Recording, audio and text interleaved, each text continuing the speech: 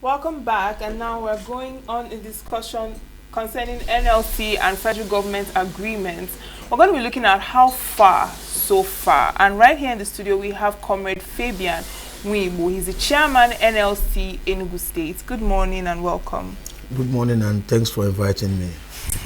All right, so like our topic says, the NLC and federal government, how far so far? How would you assess, the state of the agreement between NLC and federal government? Do you think those conversations are yielding any tangible outcome? In real terms, yes, I would say that it has yielded some tangible outcomes, because if NLC, the organization NLC was not there, Nigerians would have, at this present moment, would have been in a whole lot of trouble. Because if you look at the shape the government took when they came in and the layouts of their plans, you find out that if there are no checks on them, it would have been a lot of trouble for all of us. For instance, when the government came in and said fuel subsidy is gone, that's the beginning of our trouble in the country today. And since then, the Labour have been following them, trying to check all the designs, issues that came with that removal of oil subsidy. And that's why today we are still feeling a little better. Not that we're better, a little. So I would say that the efforts NLC as an organization have made yielded some serious positive results. Because, recently, fuel price is beginning to rise again. That we are buying fuel less than 1,000 naira was because of the pressure coming from the Labour. So if we had waited or relaxed, or there's nothing like a Labour, by now, fuel wouldn't be selling less than 3,000 in Nigeria. So if you look at that aspect alone, you could say, and our economy, like a mono economy, once the oil sector covers the whole aspect of our economy, cash is cold. So like what's happening now, just look at the next few days what will happen in the market because of this little rise occasioned by the crisis between Israel and Iran. The price of crude is skyrocketing, and the refined products also, the prices shooting up.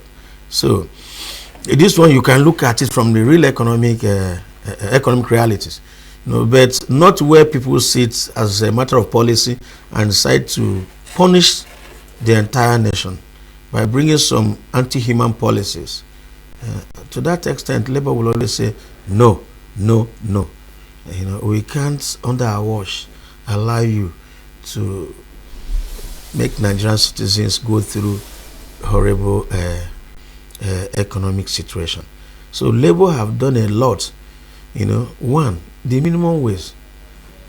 It was a lot of issues, challenge for us to work hard and ensure that we are receiving, even though the economic situation have taken away, it has eroded the gains that ordinarily would have come through this minimum wage. But it would have been worse if nothing had happened.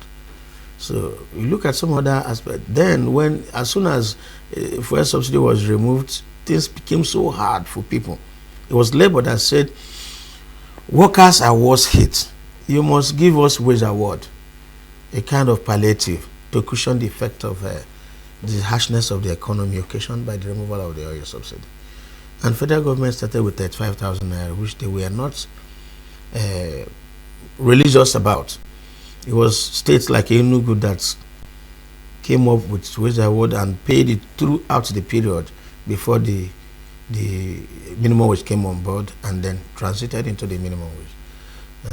Federal government continued to promise that they will pay the arrears of that wage award. But what I'm trying to say is that it was Labour. It was as a result of Labour's push that brought about the wage award at all. Ordinarily, nothing would have gone to anybody. All right, and a whole lot of things in that order. In Enugu State as it is now, has Enugu State keyed into the 70,000 naira minimum wage, discussed? Very well. Enugu State, like I said, soon after the oil subsidy was removed, Enugu started paying 25,000 naira wage award. The governor said he will pay for 4 months when the minimum wage will come into law. But when he noticed that the minimum wage was not forthcoming, he said he will continue to pay until minimum wage is paid. And while we are still bargaining minimum wage, what will be the minimum, he was paying. He paid for about a year until minimum wage came into existence, and he transited into the new minimum wage. Is the Enugu State is even paying more than what the federal has approved? The federal approved 70,000 naira minimum wage, but we're receiving 80,000 in Enugu State.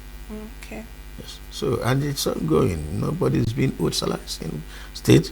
The minimum wage new rate of 80,000 naira is ongoing. All right, but in the FCT now, we have primary school teachers who have been on strike for over 80 days. So how is this issue being addressed by NLC, as a whole, with NLC and federal government? Because it's actually lingered on for a while. Okay, actually, FCT is the capital of the country. It's a national union, our leadership that handles that area. We have jurisdictions. When it comes to states, we, the chairpersons in the states, takes care. It's only when the issue is getting out of hand that the national will come in. So that one, I will tell you, I'm not really informed about what has happened in that FCT case. But if it is in this our state and maybe a national issue, yes, of course, we'll have information about it. All right, so now, aside from the minimum wage issues, what other core challenges are facing workers in Enugu State? All right. Generally, not just workers, everybody in this country is suffering. So, and why workers own seems to be worse is that you need to come to office, you sit down, you do the work, you don't do any other thing. You do that continuously until the end of the month. And what comes is nothing to write home about. So we have that challenge of the challenge that every Nigerian is having, the harshness of the economy, what is paid, even though Enugu is receiving 80,000 minimum wage. You still find out that 80,000, what can you do for a family of 3 even? Take, for instance, a family of 3, maybe father, mother, and their child, and they spend 1,500 per meal. Times 3 is 4,500. Times 3 of them is 4,500 by 3 is about 13,500 or thereabouts. Each day by 31 or 30 days. I mean, do you think 80,000 naira can handle that? Of course not. That's only food. We're not talking about hospital bills. We're not talking about school fees. We're not talking about rent. We're not talking about transport. So it's a lot of challenge.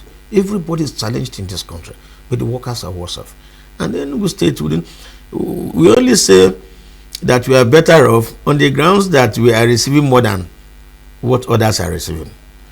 And but if you look at generally what even we are receiving, you find out that everybody is in the same shape and condition.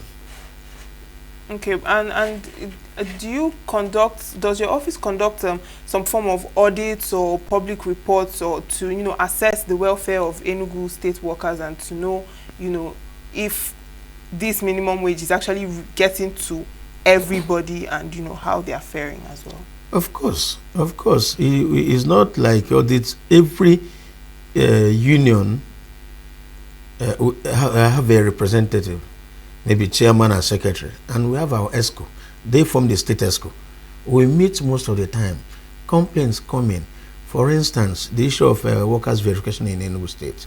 We have issues where some persons have presented themselves for verification, but they have not been verified because of one problem or the other, either change of name, code, verification code, irregularity, or one thing or the other. So when such reports come through the leadership of unions, they report to us. And we take it up. Like today, this morning, 7:30, I had a meeting with the state executive where we discuss issues that bother us on that verification challenges. And they have promised to step up action to ensure that persons who are supposed to be verified are verified. So we take, naturally, union leaderships take audit. Okay, last week we had a meeting with the MD of Enugu Marketing Company, the Commissioner for Labor, and then all the state ESCOs of the labor unions, where we're discussing about how government have offered to give workers commodities on credit, depending on your wage, your salary, what your salary can carry, and deduct from source at the end of the month. Maybe you want rice, beans, gari, Enugu gari. You know, today Enugu produce gari, we produce rice, we produce all these things, and they are all in the marketing company. If you need any of these products, and maybe your salary is 80,000, and you have 30,000 or 40,000 naira a package for the month, you can go there and take items worth of that amount. At the end of the month, when the salaries are paid, they collect. These are some of the things that the state government is doing to cushion the effect of this economic harshness on the people. And it is as a result of the push coming from the labor too, and then the government willingness to listen to us and ensure that issues we raise are addressed accordingly. Okay, but how about issues concerning, you know, mass transportation? Because you've mentioned that someone that is earning about 80,000 and has to feed a family of maybe 4 or 5, obviously that money will not be enough to take care of all the responsibilities. Now, when it comes to mass transportation, you know, alternatives and workers being able to commute from one place to another. Now, how far has the government done? You know, I mean, in Enugu we've heard of the CNG buses, but how are people getting access to that? And you know what? Just tell us about that. Let me start from the federal. You know, the federal government gave NLC about 90 CNG buses. That has been distributed to different zones of the country, but they have not commenced operation. Then Enugu also procured some numbers of CNG buses. I think what is keeping that one from coming into operation is the terminals that's been constructed. And from the look of things, the terminals have been completed about 95%. So we're waiting. From the information we're getting, around September, they may be commissioned. And as soon as they are commissioned, these buses will hit the ground running. So when they start moving, it's going to help a lot to reduce, because I heard the fare is going to be a lot cheaper than what is being paid presently when you go to independent transporters.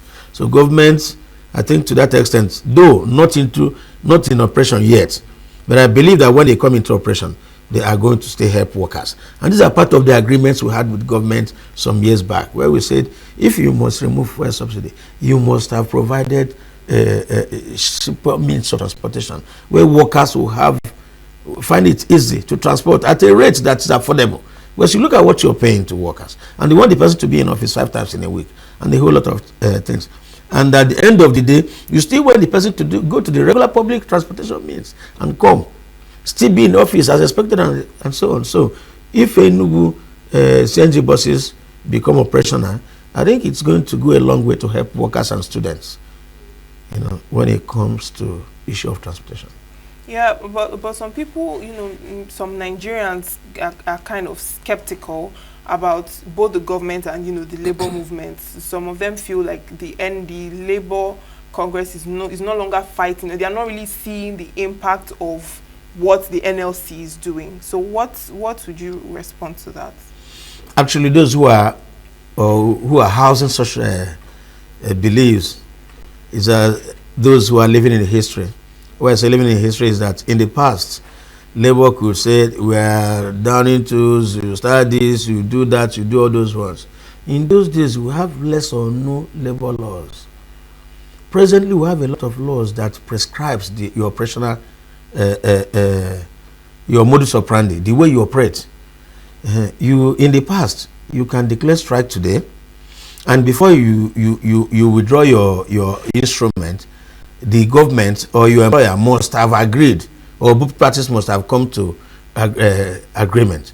But the present labor law will tell you, if you declare strike and your employer say, come for negotiation, you must withdraw before you go into negotiation. Can you see the difference? In the past, you don't have to withdraw. You insist, you remain on strike until negotiations are completed. But the law today says, once you are invited for negotiation, you must down tools and then go and into negotiation. Then, when you declare strike today, the next day government will say, come for negotiation.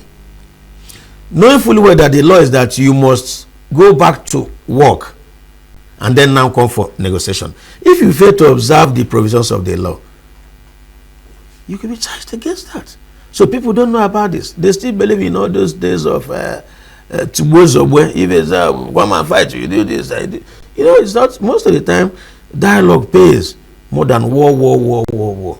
And somebody said they have not felt the impact of NSC. Let me be frank with you.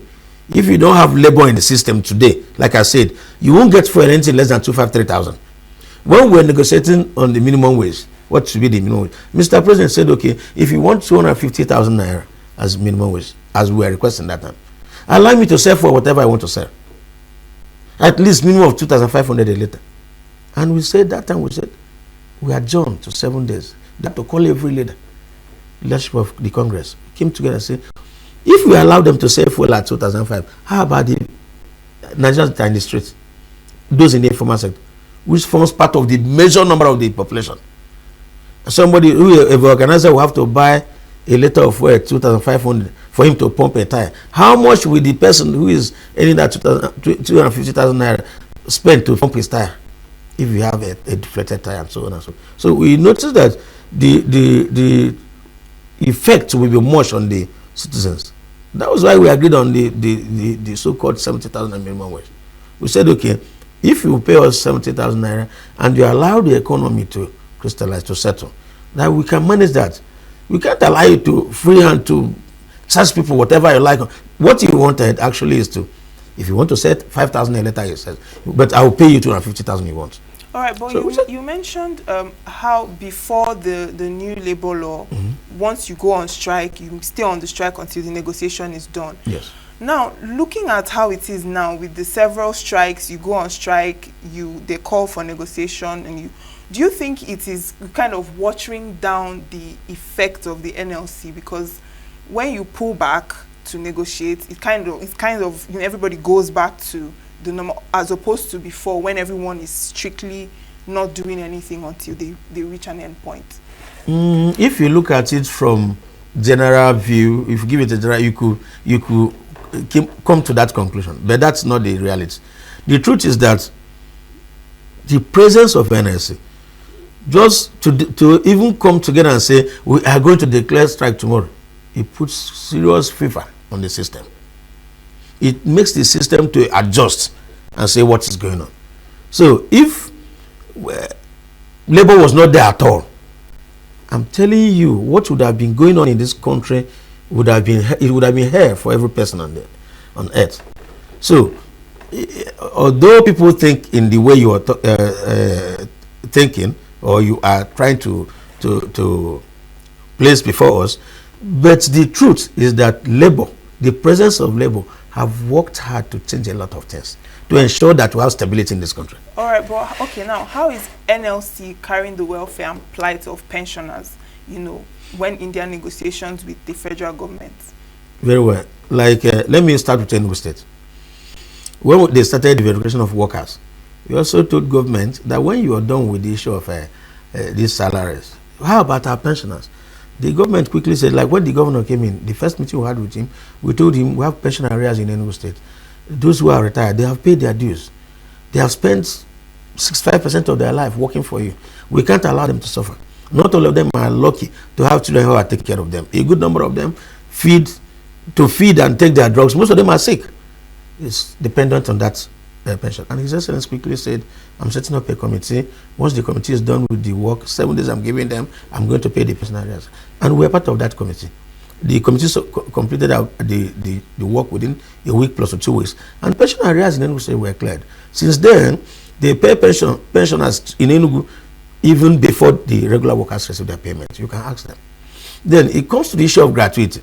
We also said gratuity is the only thing these people rely on, where is a bulk you receive at the end of the day.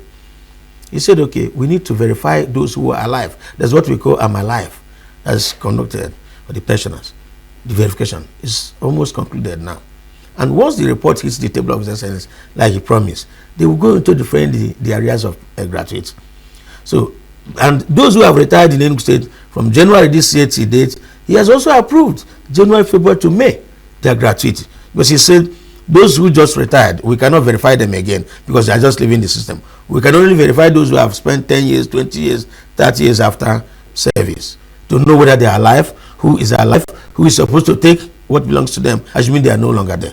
And that's what they are doing. So what I'm trying to say is that while we talk and work out to ensure that the workers' welfare up and running, we also talk about the pensioners. And like I've given you instances about the state, the same is happening at the federal level. At the federal level, the national leadership ensured when they were paying that wage award, that pensioners also received their own package.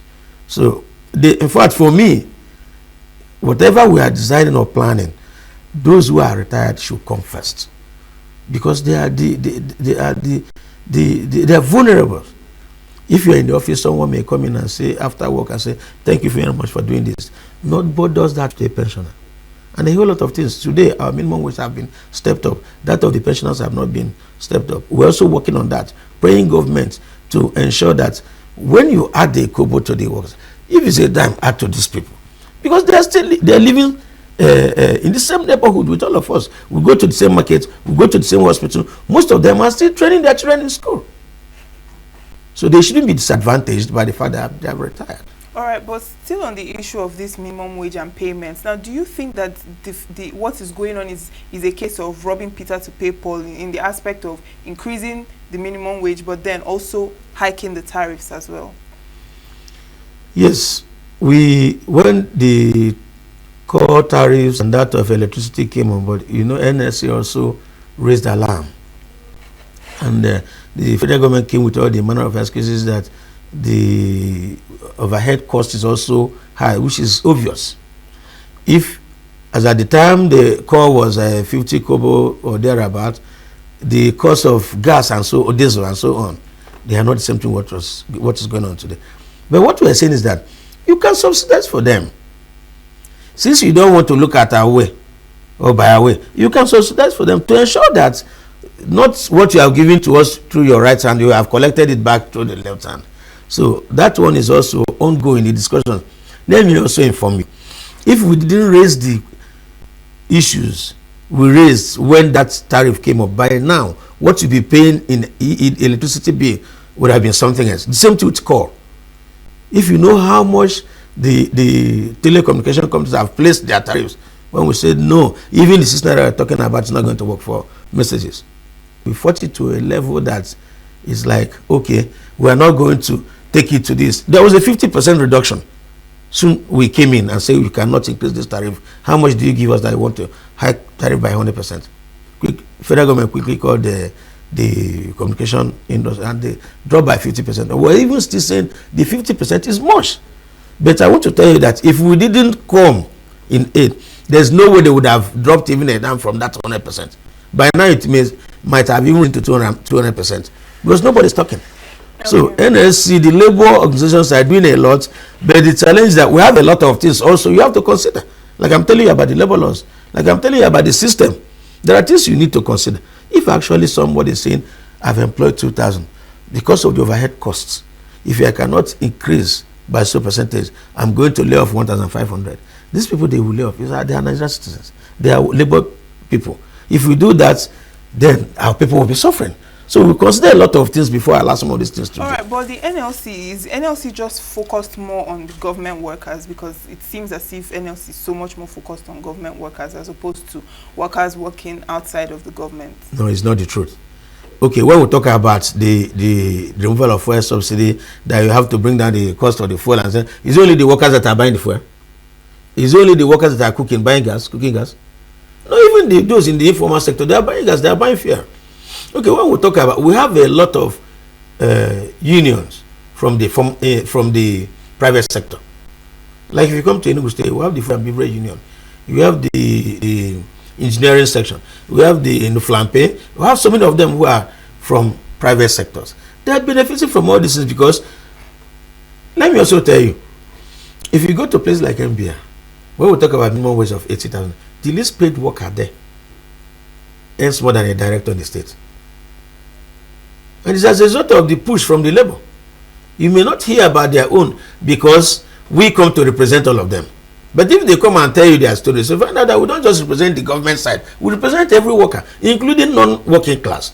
Because if we're fighting that transportation costs should come down. Government should provide buses, CNG buses, and so on. If they provide the CNG buses, is it going to be for the workers alone? It's going to be for any people. If you are coming from MNA, you will not stop the bus and say, where do you work? Are you from Ministry of Information? No. You come in and say, it's a Nigerian. You pay the 200 naira or 300 naira. It's against the 700 naira or 800 you've been paying. So everybody is going to benefit. And even the ones we have achieved, everybody, okay, like the core tariff that we made to come down from 100%, they projected to 50%. It's only government workers that are benefiting from it. So there's no way we can be speaking for only government workers. All right, just very quickly because of time now, would you say that the NLC is oblivious to, corruption in workplaces? Because there have also been issues of civil servants, aiding politicians to defraud and take money that is supposed to be for, workers and other people, These are claims. If you come to Nigeria, we have police, we have civil defense, we have army, we have all manner of security agents, we have DSS. So if you decide to go into crime, you face the law. So NLC is not like EFCC. We're not like police. We don't go to offices to arrest people or to search people to check whether they have decided to aid and abet. But the laws are clear. They are clear and crystal. You cannot, if you decide to go into crime in your office, you face the law. We have the agents that handles that. But when it comes to where we educate workers, where we tell workers what to do and what not to do, we reflect on all these things. That you have to work within the ethics of the office, within your mandate. You don't do things. Let me also tell you, if you are an accountant and you are giving 100,000 naira for fertilizer, and because you find out that procurement of maize is more important now than fertilizer, and you start on your own to move it, that is misappropriation. That is crime. You didn't take the money home. You didn't eat it. It is still the same office you're using it for, but you don't have a right to move such funds. So we also talk about that. But if you decide to go out of your own way to commit crime, you face the security, you face the agents. So NLC is not like EFCC. We don't go about trying to track people who decide to go out of their way to commit crimes. There are people who have that responsibility. Thank you so much, Comrade Fabian Nwigbo, for your time. He is the chairman, NLC, Enugu State. Thank you so much. Thank you for inviting me. Save Nature TV. News in your pocket.